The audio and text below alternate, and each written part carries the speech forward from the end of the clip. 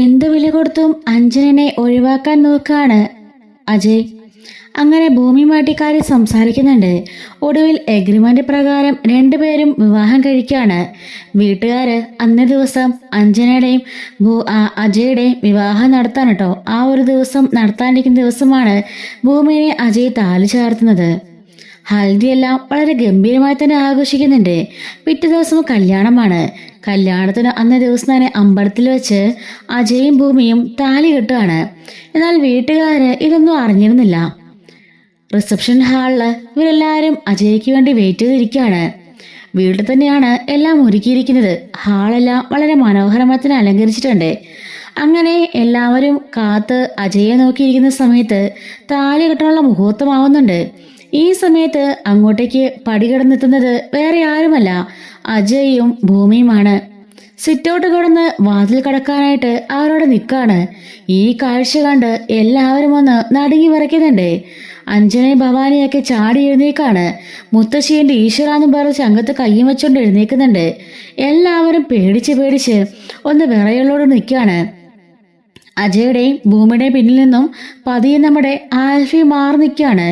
അതുപോലെ ലക്ഷ്മി ചേച്ചിയും കൂടെയുണ്ട് കേട്ടോ.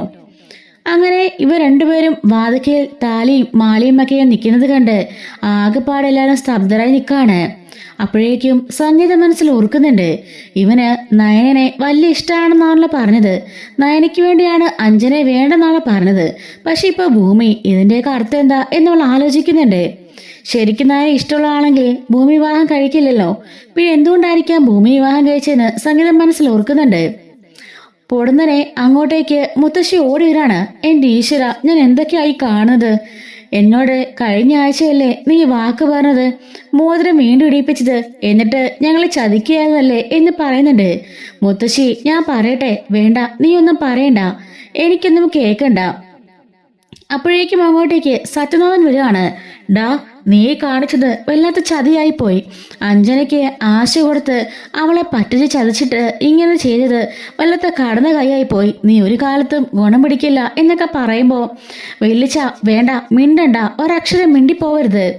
അപ്പോഴേക്കും ഭൂമിയെ നോക്കിയിട്ട് സത്യൻ പറയുന്നുണ്ട്, നിന്നെ ഞാൻ എൻ്റെ സ്വന്തം മകളെ പോലല്ലേ കണ്ടത്, എന്നിട്ട് നീ ചെയ്തതോ ഈ കൊടും ചതിയല്ലേ ചെയ്തത്?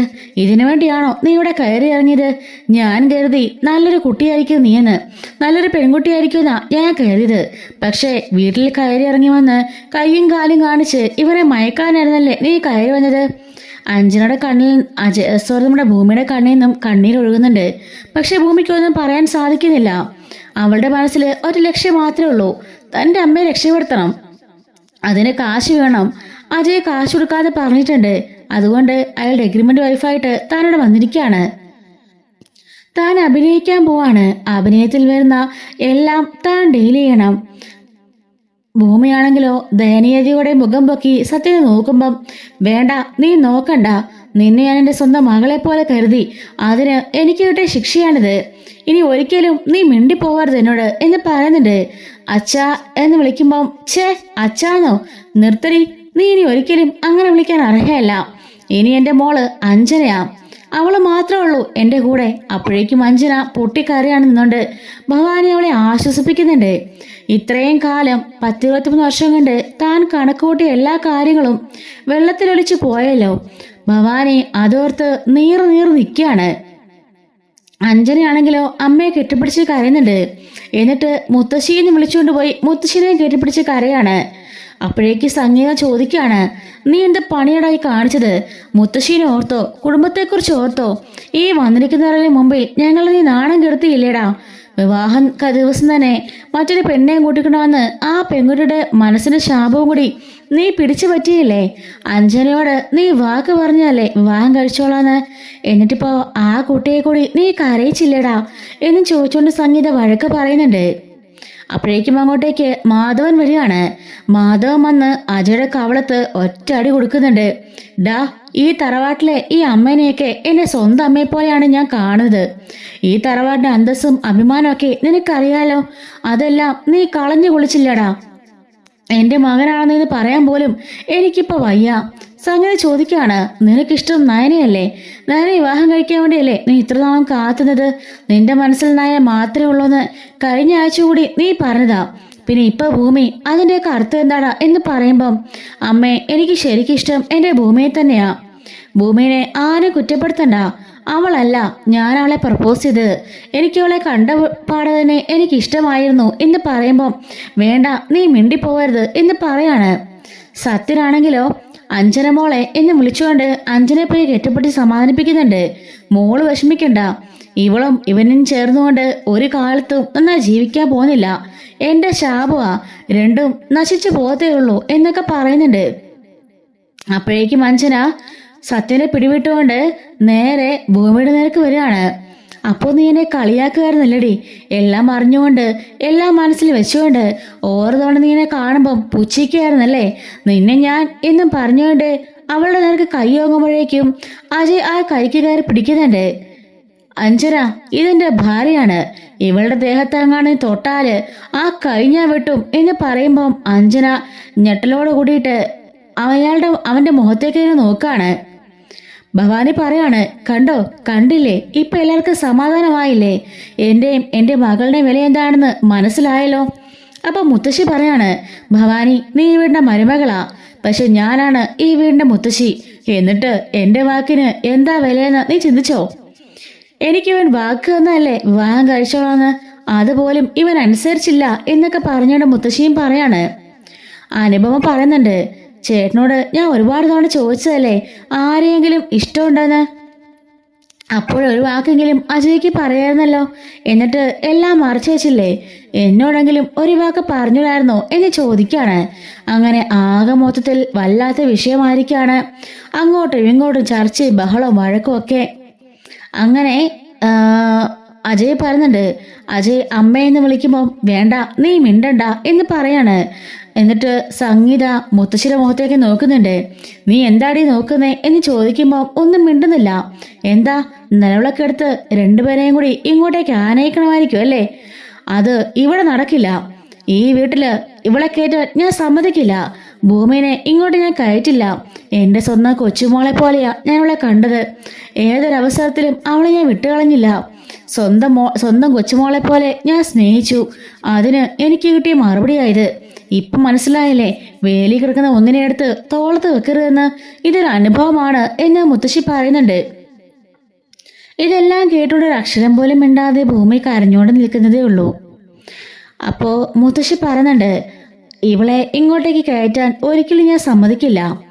അപ്പോഴേക്കും സംഗീത അജയോട് പറയാണ്, മോനെ അകത്തേക്ക് കയറി വാ. എൻ്റെ ഭാര്യയ്ക്ക് സ്ഥലമില്ലാത്ത ഈ വീട്ടിലേക്ക് ഞാനും ഇല്ല. എൻ്റെ ഭാര്യ കയറുന്നുണ്ടെങ്കിൽ മാത്രമേ ഞാൻ ഈ വീട്ടിലേക്ക് കയറുള്ളൂ എന്ന് പറയുമ്പോഴേക്കും മുത്തശ്ശിയും മുത്തശ്ശിയും അതുപോലെ സത്യനുമൊക്കെ ഒന്ന് ഞെട്ടി നിൽക്കുകയാണ്. എന്നിട്ട് ഭൂമിയുടെ കയ്യും പിടിച്ച് ബാ ഭൂമി നമുക്ക് പോകാമെന്ന് പറഞ്ഞുകൊണ്ട് അജയ് പുറത്തേക്ക് ഇറങ്ങി പോകുന്നുണ്ട്. ആൽഫിയും ലക്ഷ്മിയും പിന്നാലെ തന്നെ പോവാണ്. പുറത്തേക്ക് കുറച്ച് ദൂരം മാറി നിന്നിട്ട് അജയോട് ആൽഫി ചോദിക്കാണ്, അജയ് നീ എവിടെ പോവാനാ? ഇവിടെയല്ലേ താമസിക്കേണ്ടത്, ഇവിടുന്ന് മാറി താമസിക്കാൻ നിനക്ക് പറ്റുമോ? എടാ അതല്ല, എൻ്റെ അമ്മയുടെ സ്വഭാവം നിനക്കറിയാലോ. അമ്മ ഇപ്പോഴെ പറഞ്ഞ് കൺവിൻസ് ചെയ്ത് ഉറപ്പായും എന്നെ വിളിച്ചോണ്ട് പോകും. എൻ്റെ അമ്മ ഒരു പാവമല്ലേ, ഉറപ്പായും ഞങ്ങൾ തിരിച്ചു കയറ്റുമെന്ന് ഉറപ്പാ. അതുകൊണ്ട് നമുക്ക് വെയിറ്റ് ചെയ്യാം, പതി ഇവിടെ തന്നെ നിൽക്കാം എന്ന് പറയുന്നുണ്ട്. അപ്പോഴേക്കും അകത്ത് ഭയങ്കര സംഘർഷങ്ങളൊക്കെ നടക്കാണ്. ഭവാനി പറയുന്നുണ്ട്, ഇല്ല അവളെ ഇങ്ങോട്ടേക്ക് കയറ്റാൻ ഞാൻ സമ്മതിക്കില്ല. സത്യനും അത് തന്നെ പറയാണ്, ഭൂമിയെ ഇങ്ങോട്ടേക്ക് കയറ്റരുത്. അപ്പൊ മുത്തശ്ശി പറയുന്നുണ്ട്, അതെ അത് തന്നെയാ വേണ്ടത്. പഠിച്ച കള്ളി അവൾ, തള്ള ജയിലിലേക്ക് പോയി തന്തനെ കൊന്നിട്ട് ഇപ്പൊ ആരുമില്ലല്ലോ. അതുകൊണ്ട് ഈ സ്വത്ത് മുതലൊക്കെ കണ്ട് ആഗ്രഹിച്ച് അവൾ വന്നതായിരിക്കും.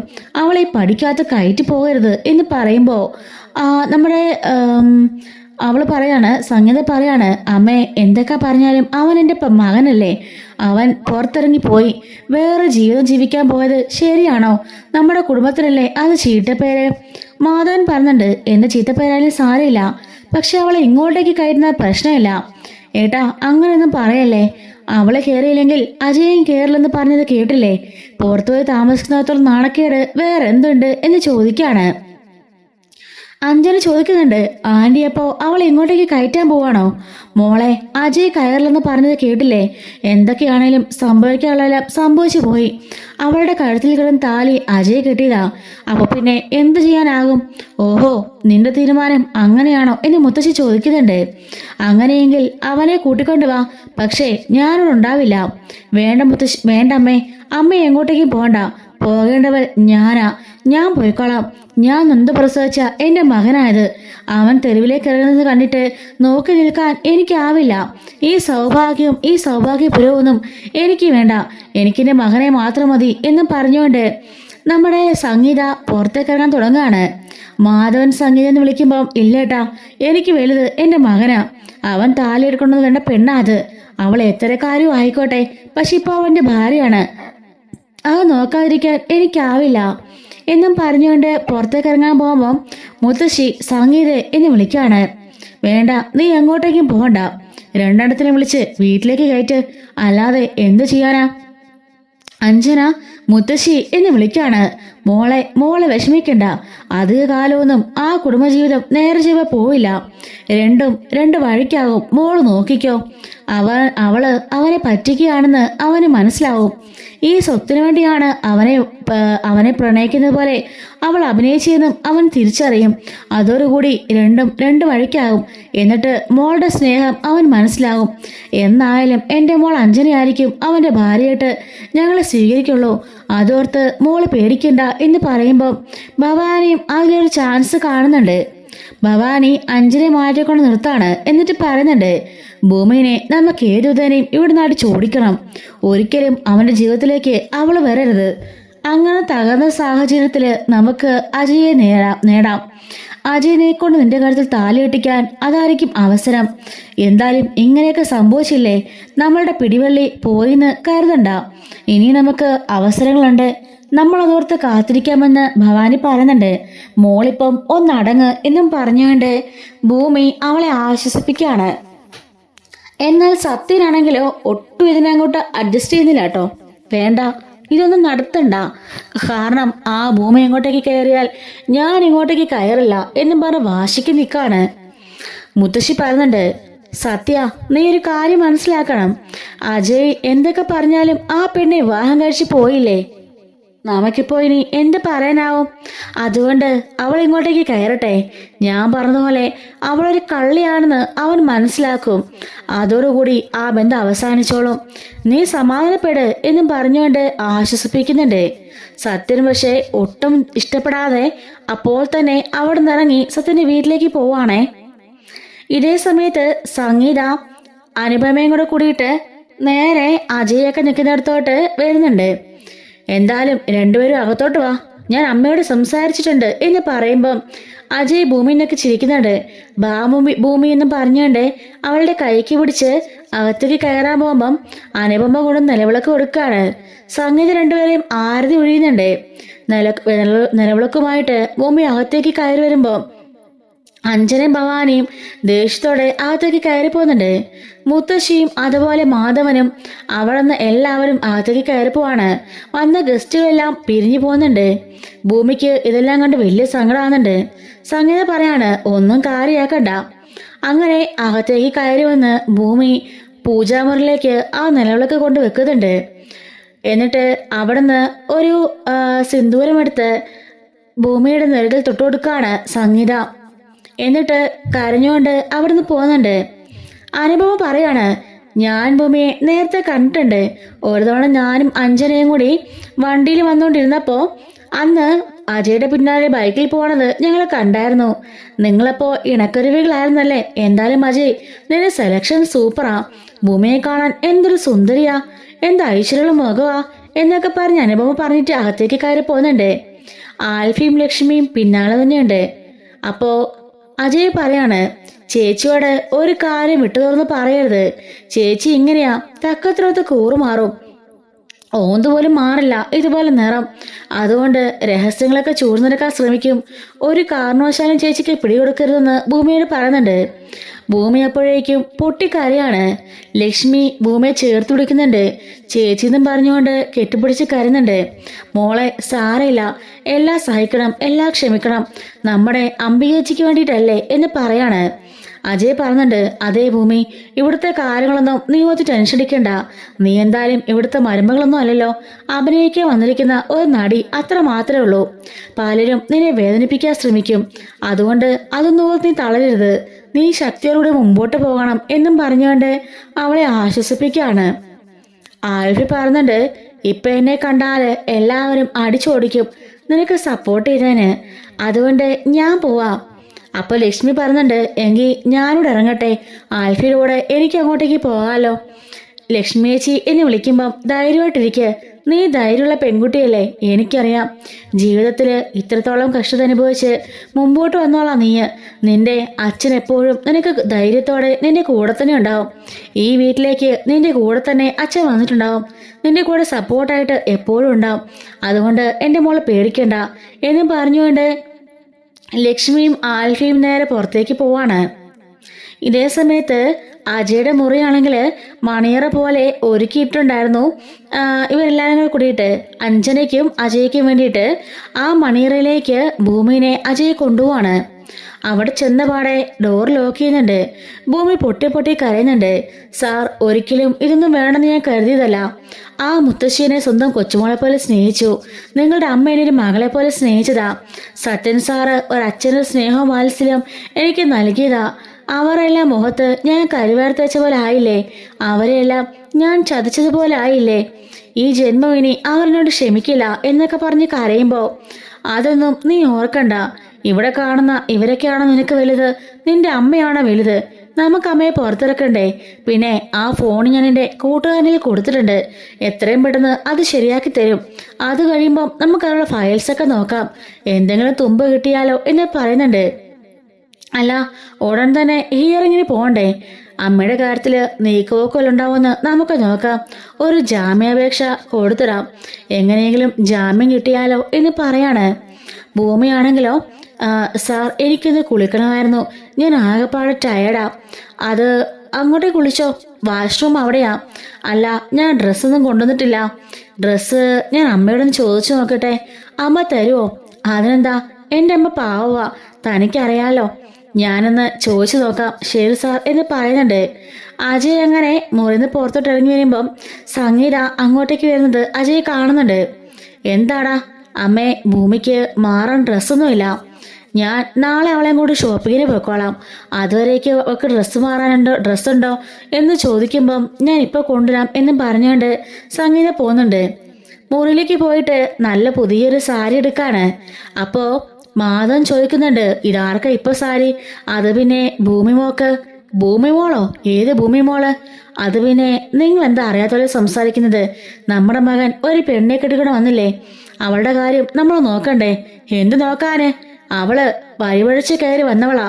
നമ്മുടെ മകനെ ചാക്കിലാക്കി വന്നവളാ. അവൾക്ക് ഒന്നും കൊടുക്കണ്ട എന്നും വെച്ച് ഉടുത്തു മാറാൻ ഡ്രസ്സ് കൊടുക്കണ്ടേ? എന്തൊക്കെ പറഞ്ഞാലും നമ്മുടെ മകന്റെ ഭാര്യയാണ് ഇനി അവള്. അതുകൊണ്ട് അവളെ സ്വീകരിച്ചേ പറ്റുള്ളൂ. നമ്മുടെ മകൻ താലി കെട്ടി കൊണ്ടുവന്നതാ. ഇനി ഉപേക്ഷിക്കാൻ നമ്മളെ കൊണ്ടാവോ? നീ എന്തെങ്കിലും കാണിക്ക്. പക്ഷെ എൻ്റെ മരുമകൾ എന്നും അഞ്ജനയായിരിക്കും. മുത്തശ്ശി പറഞ്ഞതുപോലെ അവളെ തല്ലിപ്പിരിഞ്ഞ് ഇവിടുന്ന് പോകും. അത് കഴിയുമ്പം എൻ്റെ അഞ്ജന മോളെ കൊണ്ട് അവനെ വിവാഹം കഴിപ്പിക്കും എന്നും പറഞ്ഞിട്ട് മാധവൻ ദേഷ്യപ്പെട്ട് ഇറങ്ങിപ്പോവാണ്. ഈ സമയം അവളാണെങ്കിലോ അവിടുന്ന് സംഗീത പുതിയൊരു സാരി എടുക്കാണ്. മാച്ചിങ് ആയിട്ടുള്ള ഒരു ബ്ലൗസ് എടുക്കുന്നുണ്ട്. പക്ഷേ ആ ബ്ലൗസ് സംഗീതയുടെ വലിപ്പത്തിലുള്ള വലിയൊരു ബ്ലൗസായിരുന്നു തയ്പ്പിച്ച് വെച്ചിരുന്നത്.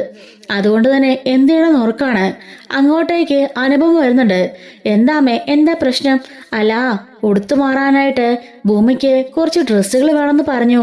സാരിയുണ്ട്, പക്ഷെ എൻ്റെ ബ്ലൗസ് ചേരില്ല. അമ്മേ, കല്യാണത്തിന് വേണ്ടി ഞാൻ മാറ്റിവെച്ച 2 ജോഡി ഡ്രസ്സുണ്ടല്ലോ, അതിൽ പുതിയൊരു സാരിയുടെ ബ്ലൗസ് ഉണ്ട്, അത് കൊടുക്കാം. പിന്നെ എൻ്റെ ബാക്കി ഡ്രസ്സുകളെല്ലാം കുറച്ച് ഉപയോഗിക്കാത്ത ഇരിപ്പുണ്ട്, പുതിയതെടുത്തതെല്ലാം ഇരിപ്പുണ്ട്, ഞാൻ കൊടുത്തോളാം. ആണോ? എങ്കിൽ ഇങ്ങ് താന്ന് പറയാണ്. അങ്ങനെ അനുപമ ആരും കാണാതെ അവൾ പുതിയതായിട്ട് പോയി ഷോപ്പ് ചെയ്തെടുത്ത ഡ്രസ്സുകളെല്ലാം കൊണ്ടുവന്ന് നമ്മുടെ സംഗീതയുടെ കയ്യിൽ കൊടുക്കാണ്. ഇതൊന്നും ഞാൻ ഇട്ടതല്ല, ഇതിൽ ചുരിദാറും ഇന്നേഴ്സും അതുപോലെ സാരിയും എല്ലാം ഉണ്ട്. ഭൂമിക്ക് കൊടുത്തോ അമ്മേ, ആരും കാണണ്ട എന്ന് പറയാണ്. അങ്ങനെ സംഗീതം കൊണ്ട് നേരെ അജയുടെ മുറിലേക്ക് ചെല്ലുന്നുണ്ട്. അജയും ഭൂമിയും കട്ടിലിരുന്നുകൊണ്ട് കേസിന്റെ കാര്യത്തെക്കുറിച്ച് സംസാരിക്കായിരിക്കും. അജയ് പോയി ഡോർ തുറക്കാണ്. സംഗീത അകത്തേക്ക് കയറി വരുന്നുണ്ട്. ഡോർ ലോക്കിയാണ്. എന്നിട്ട് ഭൂമിയുടെ നേർക്ക് കൊണ്ടുവന്ന് ആ ഒരു കവർ നീട്ടുന്നുണ്ട്. ഭൂമി ഇത് വാങ്ങിക്കാണ്. ഇത് യൂസ് ചെയ്ത ഡ്രസ്സല്ല, എൻ്റെ പുതിയ സാരിയും മാച്ചിങ് ആയിട്ട് അനുപമയുടെ ബ്ലൗസും ഉണ്ട്. പിന്നെ അനുപമ ഷോപ്പ് ചെയ്ത കുറച്ച് ഉപയോഗിക്കാത്ത പുതിയ ഡ്രസ്സുകളും ഉണ്ട്. അതെല്ലാം നിനക്ക് ഉപയോഗിക്കാം എന്ന് പറയുമ്പം താങ്ക്സ് അമ്മേ എന്ന് പറയുമ്പം വേണ്ട, എന്നെ അമ്മയെന്നൊന്നും വിളിക്കണ്ട. അതിനുള്ള അർഹതയൊന്നും നിനക്കില്ല. നിന്നെ ഒരുപാട് ഞാൻ സ്നേഹിച്ചതാ. പക്ഷേ എന്നെ ചതിച്ച് ഇങ്ങനെ ചതി ചെയ്യുന്ന ഒരിക്കലും കരുതിയില്ല എന്നും പറഞ്ഞുകൊണ്ട് സംഗീത അവിടുന്ന് പോകാനൊരുങ്ങുമ്പം അജയ് അമ്മേ എന്നും പറഞ്ഞുകൊണ്ട് കയ്യിൽ പിടിക്കുകയാണ്. കൈ ഇവിടെ തട്ടി മാറ്റിയിട്ട് നിനക്കിഷ്ടം നയനയല്ലേ? ഇപ്പോഴും ആ ഫോട്ടോ അവിടെ തന്നെ ഉണ്ടല്ലോ. കഴിഞ്ഞ ആഴ്ച കൂടി കരഞ്ഞോണ്ട് നീ പറഞ്ഞതല്ലേ നീ സ്നേഹിക്കുന്ന നയനയാണെന്ന്. പിന്നിപ്പോ ഇവളെ കെട്ടിക്കൊണ്ടെന്നതിന് അർത്ഥം എന്താ? ഇവളെ നീ സ്നേഹമില്ലെങ്കിൽ പിന്നെ നയനെക്കുറിച്ച് എന്തിനാ പറഞ്ഞത്? സത്യം പറ, എന്താ അതിനുള്ള കള്ളക്കളി എന്ന് ചോദിക്കുമ്പോൾ കള്ളക്കളിയോ? എന്താ അമ്മേത്? എനിക്കിഷ്ടം ഭൂമിയായിരുന്നു. പക്ഷേ ഭൂമി എന്ന് പറഞ്ഞാൽ ഇവിടെ ആരും സമ്മതിക്കില്ല. ഇവളൊരു ചായക്കടക്കാരി ആയതുകൊണ്ട് ആരും അതിന് താല്പര്യം കാണിക്കില്ല. പിന്നെ ഇവളുടെ അമ്മ ജയിലല്ലേ, അച്ഛൻ മരിച്ചതേ ഉള്ളൂ. ഈ കാരണങ്ങളൊക്കെ പറഞ്ഞുകൊണ്ട് എല്ലാവരും കല്യാണത്തിൽ നിന്ന് ഒഴിഞ്ഞു മാറും. അതുപോലെ ഭൂമിയെ ചിലപ്പം എല്ലാവരും കൂടി വേദനിപ്പിക്കുകയും ചെയ്യും. അതുകൊണ്ടാ ഭൂമിയുടെ കാര്യം ഞാൻ ആരോട് പറയാതിരുന്നത്. അതാമേ സത്യം എന്ന് പറയുമ്പോൾ ശരി ആയിക്കോട്ടെ എന്നും പറഞ്ഞുകൊണ്ട് അവളോടൊന്ന് പോവാണ്. ഭൂമി ഇന്നോർത്ത് നീ വിഷമിക്കണ്ട, ദാ ടവല് പോയി കുളിച്ചിട്ട് വാ, ഡ്രസ്സും മാറിക്കോ എന്ന് പറയാണ്. അങ്ങനെ സംഗീത കൊടുത്ത പുതിയ സാരിയും ബ്ലൗസും ഒക്കെ അണിഞ്ഞ് ഭൂമി പുറത്തേക്ക് ഇറങ്ങി വരുന്നുണ്ട്. ഭൂമിയുടെ ആ സൗന്ദര്യം കണ്ട് അജയ് ഒന്ന് നോക്കി നിൽക്കുകയാണ്. പെട്ടെന്ന് അജയ് ഓക്കെ ആയോ എന്ന് ചോദിക്കുമ്പം ഓക്കെ ആണ് സാർ എന്ന് പറയുന്നുണ്ട്. കഴിക്കാനും കുടിക്കാനും ഞാൻ എന്തെങ്കിലും ഒന്ന് റെഡിയാക്കാം. അയ്യോ സാർ ഇപ്പോൾ ഒന്നും വേണ്ട, എനിക്ക് വിശക്കുന്നില്ല. എടോ രാവിലെ നമ്മൾ വീട്ടിൽ നിന്ന് ഇറങ്ങിയതാ, ഇപ്പോൾ വൈകുന്നേരം കഴിഞ്ഞു. ഇത്രയും നേരമായിട്ട് ഞാനും നീയും ഒന്നും കഴിച്ചിട്ടില്ല. ഇവിടെയുള്ള ആരും ആ തിരക്കൊന്നുമില്ല. ഇനി കുറച്ചു കാലത്തേക്ക് അങ്ങനെയൊക്കെ ആയിരിക്കും. നമ്മുടെ വിശപ്പ് മാറാൻ നമ്മൾ നോക്കിയേ പറ്റുള്ളൂ. പെട്ടെന്നാണ് ഡോറും പൊട്ടുന്ന സൗണ്ട് കേട്ട് അജയ് പോയി തുറന്നു നോക്കുന്നത്. നോക്കുമ്പോഴേക്കും സംഗീത 2 പ്ലേറ്റില് ഭക്ഷണമൊക്കെ ആയിട്ട് കയറി വന്നിരിക്കുകയാണ്. എന്നിട്ട് കഥക് ലോക്ക് ചെയ്യുന്നുണ്ട്. അതെ, പുറത്തേക്കൊന്നും ഇറങ്ങണ്ട. രണ്ടുപേരും ഈ ഭക്ഷണം കഴിച്ചിട്ട് പ്ലേറ്റ് ഇവിടെ തന്നെ വെച്ചാൽ മതി. അവിടെ വാഷ് ബേസിൻ ഉണ്ടല്ലോ, അവിടെ പോയി കൈ കഴിയാൽ മതി. പുറത്തേക്ക് ഭക്ഷണം കഴിച്ചൊന്നും ആരും അറിയാൻ വേണ്ട. ഞാൻ അങ്ങോട്ട് തന്നറിഞ്ഞാലേ അത് മതി പിന്നെ ഇവിടെ ഭൂകമ്പം ഉണ്ടാക്കാൻ എന്ന് പറഞ്ഞിട്ട് പുറത്തേക്ക് പോവാണ്. അപ്പോഴേക്കും അജയ് പറയുന്നുണ്ട്, കണ്ടോ എൻ്റെ അമ്മയുടെ സ്നേഹം കണ്ടോ? ഇങ്ങനെയാ എൻ്റെ അമ്മ, പാവം. ദാ കഴിക്ക് ഭൂമി എന്ന് പറയാണ്. രണ്ടുപേരും കൂടി ആ മുറിയിലിരുന്ന് ഭക്ഷണം കഴിക്കുന്നുണ്ട്. അജയുടെ വിവാഹത്തിന് വേണ്ടി തയ്യാറാക്കിയ ഭക്ഷണമായിരുന്നു അത്. രണ്ടുപേരും കഴിക്കണം വയറു നിറച്ച്. എന്നിട്ട് പ്ലേറ്റോടെ കഴുകി വെക്കാണ് ഭൂമി. രണ്ടുപേരും കൈയും മുഖമൊക്കെ കഴുകിയിട്ട് കട്ടിൽ തന്നെ വന്നിരിക്കുന്നുണ്ട്. അല്ല സാർ, ഇവിടെ തന്നെ ഇങ്ങനെ ഇരുന്നാൽ മതിയോ? എന്താ അടുത്ത പ്ലാൻ? നമുക്ക് കേസ് അന്വേഷിക്കണ്ടേ? എടോ താഴ്ന്ന് ബഹളം വെക്കാതെ അന്വേഷിക്കാം. ഞാൻ അന്വേഷിക്കുന്നതെന്നാണോ തന്റെ വിചാരം? ഞാൻ നോക്കുന്നുണ്ട്, എന്തെങ്കിലും തുമ്പ് കിട്ടണ്ടേ? എല്ലാം തന്റെ അമ്മയ്ക്ക് എതിരാ. ആകെപ്പാടിനി പ്രതീക്ഷയുള്ളത് ആ ഫോൺ മാത്രമാ. നിക്ക്, ഞാൻ അവിടുന്ന് വിളിച്ചു നോക്കട്ടെ. അജയുടെ ഫ്രണ്ടിനെ അജയ് കോള് ചെയ്യാണ്. എന്നിട്ട് ചോദിക്കുന്നുണ്ട്, എന്തായി ആ ഫോണിന്റെ കാര്യം? അജയ്, ഞാൻ നോക്കുന്നേ ഉള്ളൂ. ഇത് കുറച്ച് ദിവസം വെള്ളത്തിൽ കിടന്നതല്ലേ, അതുകൊണ്ട് ബോർഡൊക്കെ കംപ്ലീറ്റ് അടിച്ചു പോയിരിക്കാം. ഞാൻ നോക്കട്ടെ, മാക്സിമം ട്രൈ ചെയ്യാം എന്നും പറഞ്ഞുകൊണ്ട് ഫോൺ കട്ടാക്കാണ്. അവൻ പറഞ്ഞത് കേട്ടല്ലോ, മാക്സിമം ട്രൈ ചെയ്യുന്നുണ്ട്. അവനതിൽ എക്സ്പേർട്ടാ, അവൻ ശരിയാക്കിക്കോളും. അങ്ങനെ സംഗീത വന്ന് പ്ലേറ്റ് എടുത്തുകൊണ്ട് പോവാണേ. അങ്ങനെ നേരം സന്ധ്യ ആവുന്നുണ്ട്.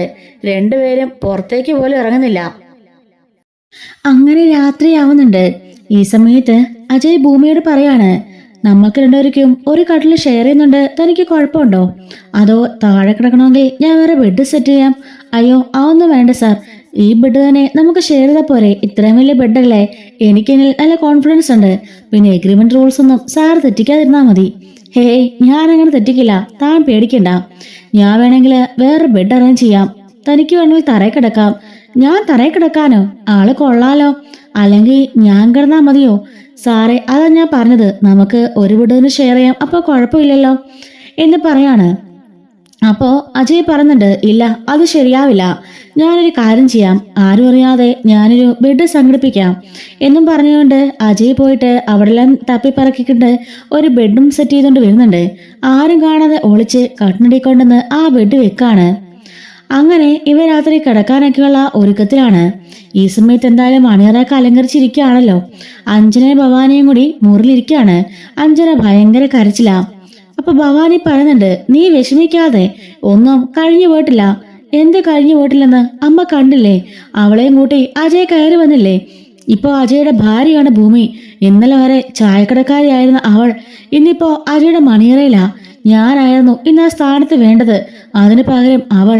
എനിക്കിത് സഹിക്കാനാവുന്നില്ല. എല്ലാവരുടെ മുമ്പിൽ ഞാൻ നാണം കിട്ടില്ലാമേ എന്ന് ചോദിച്ചുകൊണ്ട് കരയുമ്പോ മോള് പേടിക്കാതെ, ഇത് അധികകാലമൊന്നും നീണ്ടു പോയില്ല. ഭൂമി അവനെ കറക്കിയെടുത്തെന്നുള്ള കാര്യം നമുക്ക് ഉറപ്പല്ലേ? അവൾക്കിപ്പോ ആരും ഇല്ലല്ലോ. അതുകൊണ്ട് തന്നെ അവള് ഒരു പ്രൊട്ടക്ഷന് വേണ്ടി ഇങ്ങോട്ടേക്ക് കയറിയതാ. അവള് കള്ളിയാണെന്ന് നമ്മൾ തെളിയിക്കും. അവളൊന്ന് കാശിന് വേണ്ടിയാണെന്ന് നമ്മൾ പറഞ്ഞു പരത്തും. അതുപോലെ അവളുടെ സ്വഭാവദൂഷ്യം ഉണ്ടെന്നൊക്കെ പറഞ്ഞ് നമ്മളോടെല്ലാം പറഞ്ഞു പരത്തി അവളെ വീട്ടിൽ നിന്ന് അടിച്ചിറക്കും. അതൊക്കെ സംഭവിക്കുമേ. അതിനു മുമ്പേ അവള് ഗർഭിണിയാവുകയോ ഒരു കൊച്ചുണ്ടാവുകയോ ചെയ്താലോ? അതിന് നമ്മൾ സമ്മതിക്കരുത് എന്ന് പറയുന്നുണ്ട്. നമ്മൾ എന്ത് ചെയ്യാനാ? അവരിപ്പോ ആ മുറിക്കകത്തുണ്ടല്ലോ. അതാ ഞാൻ പറഞ്ഞത്, നമ്മളെ സമ്മതിക്കാൻ പാടില്ലെന്ന്. അതിനുള്ള വഴിയൊക്കെ ഞാൻ പറഞ്ഞു തരാം. അത് മാത്രല്ല, എന്നെ 3-4 മാസത്തിനുള്ളിൽ അവളെ ഈ വീട്ടിൽ നമുക്ക് പുറത്താക്കണം. അത്രയും പോലും പോകരുത്. അതിനു മുമ്പേ തന്നെ അവളെ പുറത്താക്കിയാലേ അത്രയും നല്ലത്. എത്ര നാൾ കഴിഞ്ഞാലും അജയുടെ ഭാര്യ അത് നീയായിരിക്കും. ഒരിക്കലും അവളെയുടെ വാഴിക്കാൻ ഞാൻ സമ്മതിക്കില്ല. എന്ത് വില കൊടുത്തും അവളെവിടെ ഞാൻ പുറത്താക്കും.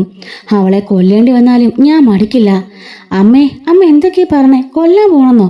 അതെ, വേണ്ടി വന്നാൽ നമ്മുടെ ജീവിതത്തിന് നാശം വന്നിക്കുന്ന ആര് വേണമെങ്കിലും നമുക്ക് കൊല്ലാം എന്നൊക്കെ പറഞ്ഞു കൊടുക്കുകയാണ്. അഞ്ജനയാണെങ്കിലോ ഇന്ന് അവരുടെ ഫസ്റ്റ് നൈറ്റ് ഇല്ലേ, അതെങ്ങനെയെങ്കിലും കുളവാക്കണം അമ്മേ. അതിനേക്കാൾ ഐഡിയ ഒക്കെ ഞാൻ നേരത്തെ കണ്ടെത്തിയിട്ടുണ്ട്. എന്തായാലും സംഗീത അടങ്ങിയിരിക്കില്ല. മുമ്പേ ഞാൻ കണ്ടതാ അവർക്ക് ഒളിച്ച് ഫുഡ് കടത്തുന്നത്. ഞാൻ പിന്നെ മിണ്ടാതിരുന്നതാ. രാത്രിയാകുമ്പം ഉറപ്പായിട്ടും അവർക്ക് പാലും കൊണ്ട് പോകും. ഇന്നത്തെ രാത്രിയിൽ അവർ ഒരുമിക്കാൻ പാടില്ല. അതിനുവേണ്ടിയതെല്ലാം ഞാൻ ചെയ്യും. എന്ത് ചെയ്യാനാമേ പ്ലാൻ? അതൊക്കെയുണ്ട് എന്നും പറഞ്ഞുകൊണ്ട് ഭവാനി നേരെ കിച്ചണിലേക്ക് പോവാണ്. പറഞ്ഞതുപോലെ തന്നെ സംഗീത അവിടെ പാല് കാച്ചിക്കൊണ്ടിരിക്കുകയാണ്. ഒരു ഗ്ലാസ് പാല് കാച്ചി ഒഴിച്ചു വെക്കുന്നുണ്ട്. അവർ കുങ്കുമപ്പൂ ഇടാനായിട്ട് സ്റ്റോർ റൂമിലേക്ക് കുങ്കുമപ്പൂ എടുക്കാനായിട്ട് സംഗീത പോകുന്ന സമയത്ത് അതിലേക്ക് കുറച്ച് മരുന്ന് കലക്കുകയാണ് ഭവാനി. സംഗീത വരുന്നതിന് മുമ്പേ അവിടുന്ന് പോവുകയും ചെയ്തു. ഒരു ഗ്ലാസ് പാലും കുറച്ച് ഫ്രൂട്ട്സൊക്കെ ആയിട്ട് നേരെ സംഗീത മുറിയിലേക്ക് പോകുന്നുണ്ട്. മുത്തശ്ശിയും ബാക്കി എല്ലാവരും പിണങ്ങിയതുകൊണ്ട് തന്നെ അത്താഴം പോലും കഴിക്കാതെ എല്ലാവരും കയറി കിടക്കാണ്. സംഗീത മാറി വിളിക്കുന്നുണ്ടെങ്കിലും മുത്തശ്ശിയോ മറ്റാരും തന്നെ എഴുന്നേറ്റ് വരുന്നില്ല. എല്ലാവരും അത്താഴപ്പട്ടിണി കിടക്കാണ്. ഭവാനിയും അഞ്ജനയും അങ്ങനെ തന്നെ. അഞ്ജന പറയുന്നുണ്ട്, എനിക്ക് നല്ല വിശപ്പുണ്ട്. മിണ്ടാതെ അവിടെ ഇരുന്നോ. ഇന്നത്തെ ദിവസം നമ്മളും വ്രതത്തിലാ. നമ്മളും അതിന് സപ്പോർട്ടുണ്ടെന്ന് അമ്മയ്ക്ക് മനസ്സിലാവണ്ടേ? അല്ലാതെ അമ്മ മാത്രം കിടന്നാൽ പോരല്ലോ. ആ കിളവി എന്ത് പറഞ്ഞോ അതനുസരിച്ചോണം. എങ്കിലേ സൗഭാഗ്യവരത്തെ അടുത്ത സൗഭാഗ്യം എനിക്കാകാൻ പറ്റുള്ളൂ. എൻ്റെ മകളാ നീ ഇവിടുത്തെ രാജകുമാരി ആവണം. അല്ലാതെ തെരുവിലേക്ക് ഇറങ്ങാൻ ഞാൻ ഒരുക്കമല്ല. എല്ലാവരോടും എനിക്കുള്ളത് പ്രതികാരം പക ഒന്നുമല്ല. എനിക്ക് സ്വത്തുക്കൾ വേണം, അത്ര മാത്രമേ ഉള്ളൂ. അമ്മേ, എനിക്കും അങ്ങനെ തന്നെയാ. ഒന്നുമില്ലാതെ ഇറങ്ങിപ്പോണ്ട അവസ്ഥ നമുക്കുണ്ടാവരുത്. നമ്മളെ ഇവിടെ നിന്ന് ഇറങ്ങിയുണ്ടെന്നാൽ നമ്മുടെ അവസ്ഥ അറിയാമല്ലോ എന്ന് ഭവാനി ഒന്നുകൂടി ഓർമ്മിപ്പിക്കുകയാണ്. അമ്മ കലക്കേണ്ടതെല്ലാം ചെയ്തു വെച്ചില്ലേ? എല്ലാം പക്കായിട്ട് ചെയ്തു വെച്ചിട്ടുണ്ട്. 2 ആണോ ഇന്ന് പൂക്കുറ്റി ഉറക്കമായിരിക്കും. നേരം വെളുത്താലും 2 എഴുന്നേക്കാൻ പോകുന്നില്ല. താമസിച്ചേ നാളെ എഴുന്നേക്കുള്ളൂ. എങ്ങനെ പോയാലും ഉച്ചയാകും. അതും കൂടി ആകുമ്പോൾ അമ്മയ്ക്ക് നല്ല കലി ഇളകും എന്ന് പറയുന്നുണ്ട്. അങ്ങനെ ഭവാനി പറഞ്ഞിട്ട് മാറി നിൽക്കുന്നുണ്ട്. സംഗീത ഈ പാലും കൊണ്ട് പോകുന്നത് ഭവാനി മാറി നോക്കാണ്. സംഗീത ഈ പാലും കൊണ്ട് നേരെ അവരുടെ മുറിയിലേക്ക് ചെല്ലുന്നുണ്ടേ. അങ്ങനെ അവരുടെ മുറിയിലേക്ക് ചെല്ലുമ്പോൾ രണ്ടുപേരും ഇങ്ങനെ കേസിന്റെ കാര്യത്തെ പറ്റി ഇങ്ങനെ ആലോചിച്ച് പറഞ്ഞുകൊണ്ടൊക്കെ ഇരിക്കുകയാണ്. സംഗീത കയറി ഇരുന്നാണ്ട് ഭൂമി അവിടെ നിന്ന് എഴുന്നേറ്റ് മാറി നിൽക്കുന്നുണ്ട്. ഇതാ പാൽ എന്നും പറഞ്ഞ് ഭൂമിയുടെ നേർക്ക് നീട്ടുമ്പോൾ ഇതെന്തിനാ എന്ന് ചോദിക്കുമ്പം എന്തിനാണെന്ന് നിനക്കറിയില്ലേ? അത് പിന്നെ എന്നും പറഞ്ഞ് ഭൂമി പെട്ടെന്ന് ഓർക്കാണ്. അങ്ങനെ ആ പാല് മേടിക്കാണ്. ഫ്രൂട്ട്സ് എല്ലാം അവിടെ വെക്കുന്നുണ്ട്. സംഗീത പറയുന്നുണ്ട്, രാവിലെ 5:30 ആകുമ്പം എല്ലാവരും ഞങ്ങളൊക്കെ എഴുന്നേക്കും. 5:30 5:45 എഴുന്നേറ്റ് വന്ന് കുളിച്ചതിന് ശേഷം മാത്രമേ അടുക്കള പൂജമ്മലൊക്കെ കയറാറുള്ളൂ. പറഞ്ഞത് ഓർമ്മയുണ്ടല്ലോ? ഓർമ്മയുണ്ടമ്മേ എന്നും പറഞ്ഞാണ്ട് ഭൂമി പറയുമ്പം ഒന്നും മിണ്ടാതെ സംഗീത പുറത്തേക്ക് ഇറങ്ങി പോവാണ്. സംഗീതയുടെ മനസ്സിലെങ്കിലും ചെറിയ സന്തോഷമുണ്ട്. കാരണം അജയ്ക്ക് ഇഷ്ടമില്ലാതെ ആ വിവാഹം കഴിക്കുന്നതിനോട് സംഗീതയ്ക്ക് താല്പര്യം ഉണ്ടായിരുന്നില്ല. പക്ഷേ ഭൂമിയായിരിക്കും അതെന്ന് ഒരിക്കലും കരുതിയില്ല. ഭൂമിയോട് സംഗീതയ്ക്ക് പ്രത്യേക ഒരു ഇഷ്ടവും സ്നേഹവും ഒക്കെ ഉണ്ട്. പക്ഷെ ഇങ്ങനെ കയറി വന്നതിൽ ചെറിയൊരു ദേഷ്യമുണ്ട്. അങ്ങനെ ഈ പാല് അജയ് പറഞ്ഞിട്ടുണ്ട്, എല്ലാ ദിവസവും രാത്രി ഞാൻ ഒരു ഗ്ലാസ് പാൽ കുടിക്കുന്നതാ, അതെങ്കിൽ തന്നേക്ക്. ഭൂമി കുടിക്കാറുണ്ടോ? ഏയ് ഞാൻ കുടിക്കാറില്ല സാർ. അച്ഛൻ ഉണ്ടായിരുന്നപ്പോൾ മിക്കവാറും ദിവസമൊക്കെ തരുമായിരുന്നു. പക്ഷെ രാത്രി പാൽ കുടിക്കുന്നത് എനിക്കിഷ്ടമില്ല. അച്ഛനെ വിഷമിപ്പിക്കണമെന്ന് കരുതി ഞാൻ പിന്നെ അങ്ങ് കുടിക്കുന്ന പോലെ അഭിനയിക്കായിരുന്നു എന്നൊക്കെ പറയുന്നുണ്ട്. അങ്ങനെ പാൽ കുടിച്ചതിന് ശേഷം അജയ് കട്ടിലേക്ക് കിടക്കാൻ പോകുമ്പം, വേണ്ട, താൻ കട്ടിലേക്ക് കിടന്നോ, ഞാൻ തറയിൽ കിടന്നോളാം. അയ്യോ സാർ, ഞങ്ങളുടെ വീട്ടിൽ ഇത്ര വലിയ മെത്തയൊന്നുമില്ല. സാധാരണ ഒരു കൊച്ചു കട്ടില്, അതിൽ ചെറിയ മെത്ത, അതിൽ കിടന്നൊക്കെ എനിക്ക് നല്ല ശീല. സാർ അവിടെ കിടന്നോ, ഞാനിവിടെ കിടന്നോളാം എന്ന് പറയുന്നുണ്ട്. അങ്ങനെ അജയ് മാത്രമേ ആ പാല് കുടിച്ചുള്ളൂ കേട്ടോ. ഭൂമി ആ പാല് കുടിക്കുന്നില്ല. അങ്ങനെ അജയ് കട്ടിലേലും ഭൂമി താഴെ തറയിലും കിടന്നുറങ്ങാണ്. അങ്ങനെ രാവിലെ 5:30 ആയപ്പോഴേക്കും ഭൂമിയുടെ അലാറം അടിക്കുന്നുണ്ട്. ഭൂമി നേരത്തെ അപ്പോൾ തന്നെ എഴുന്നേൽക്കുന്നുണ്ട്. എഴുന്നേറ്റ് പോയി കുളിച്ചിട്ട് അനുപമ കൊടുത്ത ഡ്രസ്സൊക്കെ മാറി വരികയാണ്. നന്നായി ഒരുങ്ങി താഴത്തേക്ക് ഇറങ്ങി വരുന്നുണ്ട്. ഭവാനി മോളെ ഈ സമയത്ത് നല്ല ഉറക്കമായിരിക്കും. ഭൂമി എഴുന്നേക്കില്ലെന്നാണല്ലോ അവരെ കരുതിയിരിക്കുന്നത്. പക്ഷേ ഭൂമി പാൽ കുടിക്കാത്തതുകൊണ്ട് തന്നെ ഭൂമി എഴുന്നേറ്റ് വരുന്നുണ്ട്. അപ്പോഴേക്കും സംഗീത കുളിക്കാനായിട്ട് പോയതേ ഉള്ളൂ. ഭൂമി നേരെ പൂജാമുറിൽ കയറി പൂജ ആരംഭിക്കുന്നുണ്ട്. അവിടെ കയറി വിളക്കം കത്തിക്കുന്നുണ്ട്. മുത്തശ്ശിയും സംഗീതയും വന്ന് നോക്കുമ്പോൾ ഭൂമി എഴുന്നേറ്റ് കുളിയെല്ലാം കഴിഞ്ഞ് അവിടെ പൂജയാണ്. അതുകൊണ്ടപ്പോൾ സംഗീതയ്ക്ക് വലിയ സന്തോഷമാകുന്നുണ്ട്. മുത്തശ്ശി ചോദിക്കുകയാണ്, ഇവളോട് ആരാ ഇവിടുത്തെ പൂജയൊക്കെ ചെയ്യാൻ പറഞ്ഞത്? അമ്മേ, അത് പിന്നെ നീയാണോ പറഞ്ഞത്? അങ്ങനെ ഇവൾക്ക് എല്ലാ അധികാരവും നീ ഇവിടെ കൊടുക്കാൻ തീരുമാനിച്ചോ? അമ്മേ, അതല്ല, ഇവിടുത്തെ ചിട്ടവട്ടങ്ങൾ വേണ്ട. ഇവിടുത്തെ ചിട്ടവട്ടങ്ങളൊക്കെ ഇവിടെ താമസിക്കുന്നവർക്കും ഇവിടെ ഉള്ളവർക്കുമാ, അല്ലാതെ എവിടുന്നോ വലിഞ്ഞു കയറി കള്ളം കാണിച്ച് വന്നവർക്കൊന്നും അല്ല. അത് പറഞ്ഞ് മനസ്സിലാക്കിയേക്ക് എന്നും പറഞ്ഞോണ്ട് ദേഷ്യപ്പെട്ട് പോവാണ്. ഭൂമി എന്നിട്ട് പറഞ്ഞിട്ടുണ്ട്, അമ്മ പറഞ്ഞുകൊണ്ടാ ഞാൻ ഇതൊക്കെ ചെയ്തത്, സോറി അമ്മേ എന്നും പറഞ്ഞ് അടുക്കളയിലേക്ക് ചെല്ലാണ്. അടുക്കളയിൽ പോയി ചായ വെക്കാൻ ശ്രമിക്കുമ്പോഴേക്കും അങ്ങോട്ടേക്കും മുത്തശ്ശി വരുന്നുണ്ട്. നിനക്കാരാടി ഇങ്ങോട്ട് കയറാൻ അനുവാദം നൽകിയത്? ആ, ഞാൻ തന്നെയാണല്ലോ അല്ലേ. ആദ്യം നിന്നെ ഈ വീട്ടിലേക്ക് കയറ്റി അടുക്കളയിലേക്ക് കയറാൻ പറഞ്ഞത് ഞാനാണല്ലോ. അതിന് ശിക്ഷയാണല്ലോ ഞാനിപ്പോ അനുഭവിക്കുന്നത്. ഇനി നീ ഇങ്ങോട്ടേക്ക് കയറണ്ട എന്നും പറഞ്ഞ് ദേഷ്യപ്പെടുന്നുണ്ട്. ഭൂമിക്ക് അപ്പോഴേക്കും കണ്ണ് നിറയുന്നുണ്ട്. മിണ്ടാതെ അവള് അകത്തേക്ക് കയറിപ്പോവാണ്. സംഗീതക്ക് ഇത് കാണുമ്പോൾ നല്ല വിഷമം വരുന്നുണ്ടേ. അങ്ങനെ പോയിട്ട് സാറെന്ന് പറഞ്ഞുകൊണ്ട് ഭൂമി വിളിക്കുന്നുണ്ടെങ്കിലും അജയ് എഴുന്നേക്കുന്നില്ല. സമയം ഒരു 7:30 ആയി. ഈ സമയത്ത് സംഗീത രണ്ടുപേർക്കും ചായയുമായിട്ട് ഊറിലേക്ക് ചെല്ലാണ്. ഈ സമയം ഭൂമി അവിടെ ഇരുന്നുകൊണ്ട് എന്തൊക്കെ എഴുതിക്കൊണ്ടിരിക്കുകയാണ്. അവളുടെ കേസിന്റെ കാര്യമൊക്കെയാണേ. സംഗീത ചോദിക്കുകയാണ്, അജയ് ഇതുവരെ എഴുന്നേറ്റില്ലേ? ഇല്ലമ്മേ, ഞാൻ കുറെ വിളിച്ചു, എഴുന്നേക്കുന്നില്ല. സമയം 7:30 കഴിഞ്ഞല്ലോ. സാധാരണ 6:30 ആകുമ്പോൾ എഴുന്നേറ്റ് ജോഗിങ്ങിന് പോകാനുള്ളതാ. മോനെ അജയ് എഴുന്നേക്ക് എന്ന് പറഞ്ഞിട്ടൊന്നും അജയ്ക്ക് ഒരു കുലുക്കോ ഇല്ല. ഇതെന്തോ പറ്റിയൊരു ഇങ്ങനെ കിടന്നുറങ്ങുന്നേ? എന്തായാലും 8 മണി വരെ നോക്കാം, അത് കഴിഞ്ഞിട്ട് ഉണർന്നില്ലെങ്കിൽ എന്നെ വിളിക്ക്. ശരി അമ്മേ എന്ന് പറയുമ്പോൾ, അമ്മയിൽ നിന്നും 6:30 കേക്ക് എന്നെ വിളിക്കണ്ട, പിന്നെ അത് മതി ഓരോ പ്രശ്നത്തിന്. മുത്തശ്ശി ഒതുങ്ങുന്നത് വരെ അടുക്കളയിലേക്ക് കയറണ്ട എന്നൊരു ദേഷ്യഭാവത്തിൽ പറഞ്ഞുകൊണ്ട് അവിടുന്ന് നമ്മുടെ സംഗീത പോവാണേ. അങ്ങനെ 8 മണിയും കഴിഞ്ഞു, 8:30യും കഴിഞ്ഞു. ഭൂമി വിളിച്ചിട്ടൊന്നും തന്നെ അവർ എഴുന്നേക്കുന്നില്ല. ഈ സമയത്ത് ഭവാനി വന്നിട്ട് സംഗീത ചോദിക്കാണ്, നിന്റെ മരുമകൾ ഇതുവരെ എഴുന്നേറ്റില്ലേ? അവൾ എഴുന്നേറ്റല്ലോ. രാവിലെ 5:30 ആയപ്പോൾ എഴുന്നേറ്റ് വന്ന് പൂജാമുലക്കറി വിളക്ക് കത്തിച്ചു. കുളിയെല്ലാം കഴിഞ്ഞ് അടുക്കളയ്ക്ക് വന്നു. പക്ഷെ അമ്മ അടുക്കള കയറ്റിയില്ല. അവൾ എഴുന്നേറ്റുന്നോ? രാവിലെ നേരത്തെയോ? അതെ, നേരത്തെ എഴുന്നേറ്റു. എന്താ ഭവാനി? ഏയ്, ഒന്നുമില്ല. അല്ല, അജയ് എവിടെ? അജയ് ഇതുവരെ എഴുന്നേറ്റിട്ടില്ല. കുറെ വിളിച്ചു, എഴുന്നേക്കുന്നില്ല. എന്ത് പറ്റിന്ന് അറിയില്ല. അപ്പോഴേക്കും ഭവാനിക്ക് കാര്യം മനസ്സിലാവാണ്. ഭൂമി പാല് കുടിച്ചിട്ടില്ല, അജയ് മാത്രമേ ആ പാല് കുടിച്ചുള്ളൂ. അതുകൊണ്ടാണ് അവൻ കിടന്നുറങ്ങുന്നുള്ള കാര്യം ഭവാനിക്ക് മനസ്സിലാവുന്നുണ്ട്. സംഗീത വീണ്ടും മുറിലേക്ക് ചെല്ലുന്നുണ്ട്. സമയം 10 മണിയായി. ബ്രേക്ക്ഫാസ്റ്റ് കഴിക്കാൻ വിളിച്ചിട്ട് പോലും അജയ് എഴുന്നേക്കുന്നില്ല. അങ്ങനെ നമ്മുടെ സംഗീതയാണെങ്കിൽ കുറച്ച് വെള്ളം കൊണ്ടുവന്ന് അവന്റെ മുഖത്തേക്ക് തളിക്കുന്നുണ്ട്. എന്നിട്ടും കണ്ണുകളും തുറക്കാൻ വയ്യാതെ വലിച്ചു തുറക്കാണ്. എടാ, നീ എന്ത് കിടപ്പായി കിടക്കുന്നേ? സമയം 10 മണിയായി. അമ്മേ, എനിക്ക് കണ്ണു തുറക്കാനാവുന്നില്ല. എന്തോ തലയ്ക്കൊരു ഭാരം പോലെ, വല്ലാത്ത ക്ഷീണം എന്ന് പറയാണ്. അപ്പോഴേക്ക് സംഗീത ഭൂമിയെ നോക്കാണ്. ഭൂമി ഒന്നും മിണ്ടാതെ തലകുനിക്കുന്നുണ്ട് കേട്ടോ. അപ്പോൾ അജയ് പറയുന്നുണ്ട്, ഇന്നലെ രാത്രിയിൽ ആ പാൽ കുടിച്ച് മാത്രമേ എനിക്ക് ഓർമ്മയുള്ളൂ. പെട്ടെന്ന് തന്നെ ബോധം കിട്ടതുപോലെ ഞാൻ ഉറങ്ങിപ്പോവായിരുന്നു. ഭൂമി, നീ അപ്പ പാല് കുടിച്ചില്ലേ? ഇല്ല, ഞാൻ പാല് കുടിക്കാറില്ല. അപ്പോ നീ മാത്രമേ പാല് കുടിച്ചുള്ളൂ? അതെ, ഞാൻ മാത്രമേ കുടിച്ചുള്ളമ്മേ.